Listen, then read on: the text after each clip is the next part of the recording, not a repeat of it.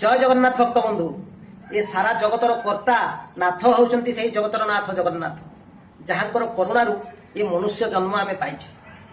ये अथम दिनहीन तरणी सेन गीतपदी लिखी से प्रभुंक उद्देश्य प्रभुंक नाम गीतपदी लिखी। आम मनुष्य जन्म पाइचे, दुर्लभ जन्म पाइचे, एणु ये मनुष्य जन्मर सार्थकता होउछि तांकर भजन कीर्तन करवा। ताहले भक्तबंधु मु भाबुछि मो गीतटी आपण मानक हृदय को निश्चय छुईब। मो गीत टिके शुणु एवं जदि भल लगे लाइक कमेंट शेयर निश्चित करेंगे एवं आपण मानक भल पाइबा देवे। प्रभुंक पाई ए गीतटी मु गाउछि भक्त भाव करिथिली पुण्य बोली, करिथिली पुण्य बोली देइछ ए जीवन कोटि दंडवत प्रभु देल मनुष्य जन्म। कोटि दंडवत प्रभु देल मनुष्य जन्म। तुम रूप देखिबाकू देल दुई नयन, तुम नाम शुणिबाकू देल दुईटी कन। मुख देइछ करिबी, मुख देइछ करिबी तुम गुण वर्णन। कोटि दंडवत प्रभु देल मनुष्य जन्म। अरूपरु रूप हेलो जगत को मोहि नेलो।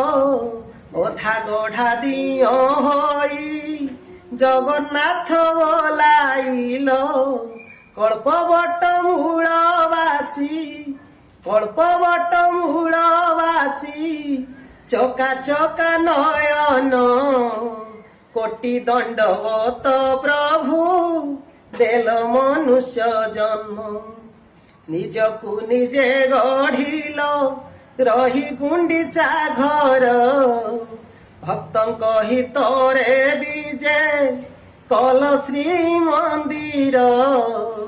पतित पावन नाथ, पतित पावन नाथ जगन्नाथ रक्षम। कोटि दंडवत प्रभु देल मनुष्य जन्म। करिथिली पुण्य बोली, करिथिली पुण्य बोली देइछ ए जीवन।